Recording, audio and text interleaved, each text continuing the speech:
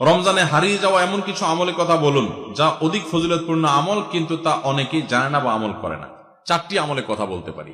4টি আমল আমরা অনেকেই গুরুত্ব দেই না, অথচ সে আমলগুলো আমাদের পুরো রমাদানকে সম্পূর্ণ সার্থক করে দিতে পারে, অর্থবহ করে দিতে পারে, রমজান সাকসেস করে দিতে পারে। সে 4টা ভিতরে প্রথম এবং 1 নম্বর যেটা বলতে চাই তা হলো রমজান মাসে রোজা রেখে এবং রাতের বেলা পুরো রমজান জুড়ে সকল প্রকার পাপাচার, কাউকে কষ্ট দেওয়া, গালি দেওয়া, হক নষ্ট করা, সব ধরনের গুনাহ থেকে, গীবত, শিকায়াত করা, চোখের গুনাহ, সোশ্যাল মিডিয়া ইত্যাদি সবগুলো থেকে বেঁচে থাকবেন। প্ল্যান করে যে কোনো মূল্যে, প্রয়োজনে আমি আইডি ডিঅ্যাক্টিভ করে ফেলবো, অ্যাপ ডিলিট করে ফেলবো, তারপর সব ধরনের গুনাহ থেকে বেঁচে থাকবেন।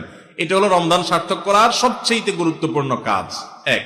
2 নম্বর হলো রমজানে আমরা অনেকে কোরআন পড়ি কিন্তু কোরআন শোনাশুনি করি না। হাফেজরা করে অবশ্য। নবী করিম সাল্লাল্লাহু আলাইহি ওয়াসাল্লাম রমজানে শোনাশুনি করতেন। এটা একটা হারিয়ে যাওয়া সুন্নাহ বলতে পারি। জিবরিলকে তিনি শোনাতেন, আবার জিবরিলের কাছ থেকে তিনি শুনতেন। এই জন্য আপনি কোরআন পড়বেন, আপনার স্ত্রী শুনবে, আবার স্ত্রী পড়বে, আপনি শুনবেন। স্ত্রী বলে কোনো কথা নয়, এরকম একে অন্যের সাথে কোরআন শোনাশুনি করবেন। এটা একটা হারিয়ে যাওয়া আমল। 3 নম্বর হলো রমজানের শেষ 10 দিন এতেকাফ করবেন। রমজানের শেষ 10 দিনের এতেকাফ এমন একটা আমল, রমজানের রোজা ফরজ হওয়ার পর থেকে নিয়ে মৃত্যু পর্যন্ত নবী সাল্লাল্লাহু আলাইহি ওয়াসাল্লাম জীবনে কখনো এতেকাফ ছাড়েন নাই। আমরা ম্যাক্সিমাম মানুষ জীবনে কখনো করি নাই। এতেকাফ করা হলো আল্লাহর ঘরে এসে গাঁটটি বোসকা নেই পড়ে যাও যে আল্লাহ ক্ষমা করা ছাড়া যাব না। এতেকাফ করা যদি মসজিদে ঘুমায়ও থাকে, এতেকাফ করাটাই যেহেতু একটা স্বতন্ত্র ইবাদত, সো তার এতেকাফ করার মাধ্যমে লাইলাতুল কদর তিনি অটোমেটিক পাবেন ইনশাআল্লাহ। এই জন্য এতেকাফের আমলটা আমাদের রমাদানকে সার্থক করে দিতে পারে, অথচ এটা হারিয়ে যাচ্ছে। আর 4 নম্বর এবং সর্বশেষ হলো রমজানের শেষ দশক হলো ইবাদতের দশক, আমলের দশক।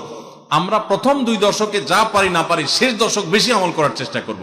অনেকে আমরা শহর থেকে গ্রামে যাওয়ার জন্য পরিকল্পনা করতে করতে 4-5 দিন চলে যায়। অনেকে কেনাকাটার জন্য 4-5 দিন ব্যয় করে ফেলি। ঈদের প্রস্তুতির জন্য আমাদের শেষের দিনগুলো নষ্ট হয়ে যায়।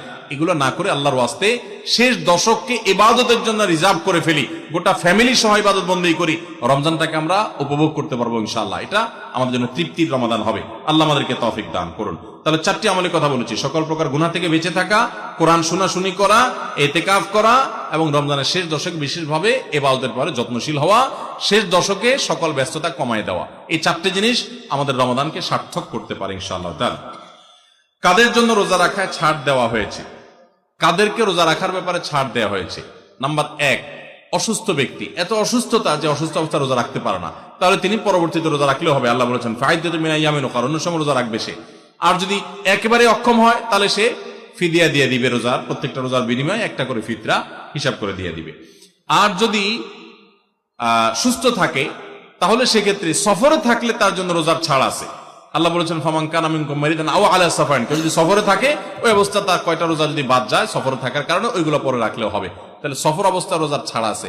অসুস্থ অবস্থা রোজার ছাড়া, যদি অসুস্থতা সেই লেভেলের হয়, সামান্য একটু সর্দি কাশি হয়েছে আর ওই অজুহাতে রোজা রাখলে না, সেই সুযোগ কিন্তু নাই।